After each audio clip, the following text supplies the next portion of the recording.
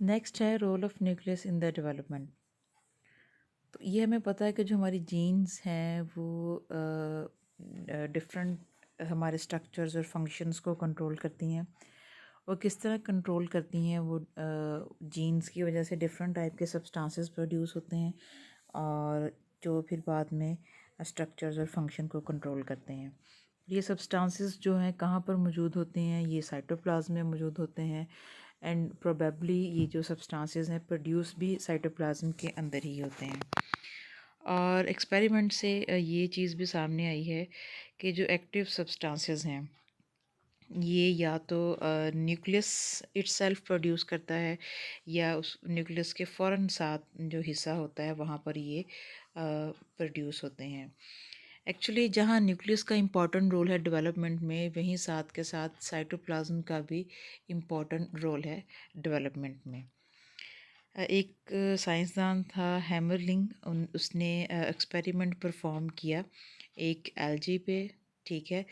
जिससे उसने जो न्यूक्लियस का क्या रोल है डेवलपमेंट में वो सामने आया, ठीक है। जो एल्गी है उसका नाम है एसिटाबुलारिया। ये यूनिसेलुलर मेरीन एल्गी है। और इस एल्गी में क्या होता है कि इसमें एक इसके तीन हिस्से होते हैं। एक राइजॉइड होता है। राइजॉइड मीन ये रूट लाइक स्ट्रक्चर होता है जिसकी वजह से ये एल्गी जो है वो ग्राउंड के साथ अटैच हो जाती है। और एक लॉन्ग स्टॉक प्रेजेंट होता है, ठीक है, शूट की तरह, स्टेम की तरह। और स्टॉक के ऊपर जो है एक कैप प्रेजेंट होती है। अभी जो एल्गी है एसिटाबुलारिया, इसकी दो स्पीशीज़ हैं, ठीक है। एक को हम कहते हैं एसिटाबुलारिया मेडिट्रेनिया और एसिटाबुलारिया क्रैनुलेटा। दोनों में फ़र्क क्या है? दोनों की जो कैप है उसकी शेप का बेसिक डिफरेंस है कि जो ए मेडिट्रेनिया है उसकी जो कैप है वो रेगुलर कप शेप्ड होती है, ठीक है। और जो है एक ग्रेनुलेटा, इसकी जो कैप है वो इरेगुलर शेप्ड कैप होती है, ठीक है। अब जो इसमें ये है तो यूनिसेलुलर एल्गी, लेकिन ये फ्यू सेंटीमीटर लॉन्ग होती है। एक ही इसमें न्यूक्लियस प्रेजेंट होता है और जो न्यूक्लियस है वो इसके राइजॉइड वाले हिस्से में प्रेजेंट होता है। अब हैमरलिंग ने क्या एक्सपेरिमेंट किया कि उसने ए मेडिटेरेनियन का जो अच्छा उसने एक और चीज़ भी देखी कि अगर एलजी का कैप रिमूव कर दिया जाए तो इसमें एबिलिटी होती है कि दोबारा से अब अपना जो कैप है उसको रीजनरेट कर लेती है। फिर उसने क्या किया साइंसदान ने कि उसने जो न्यूक्लियस कंटेनिंग राइजॉइड था उसको स्टॉक से सेपरेट कर दिया, कट ऑफ कर दिया।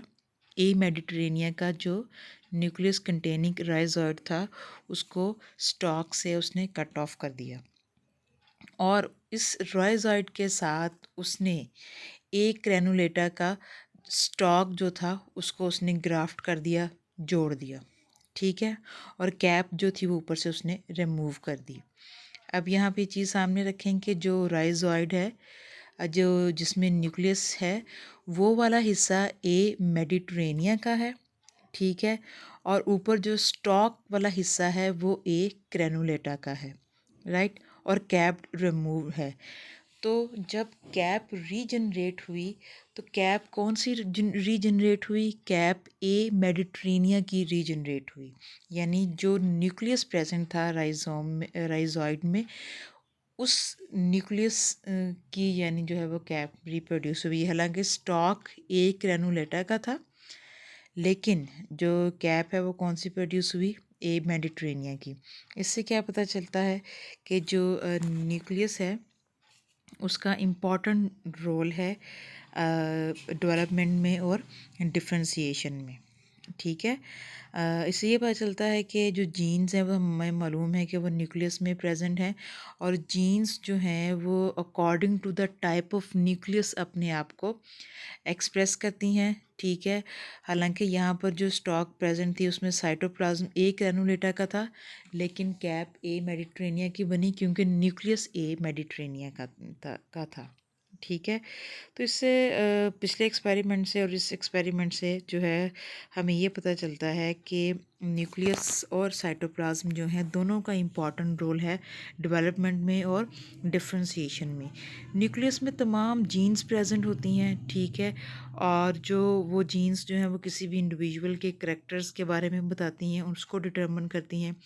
जबकि साइटोप्लाज्म का इम्पॉर्टेंट रोल है उन जीन्स की सिलेक्शन में, किस जीन्स को स्विच ऑफ करना है, किस जीन को स्विच ऑन रहने देना है, ये डिपेंड करता है साइटोप्लाज्म में। और साइटोप्लाज्म में फर्दर ये किस चीज़ पे डिपेंड करता है कि साइटोप्लाज्म में किस तरह के मॉर्फोजेनेटिक डिटर्मिनेंट्स प्रेजेंट हैं।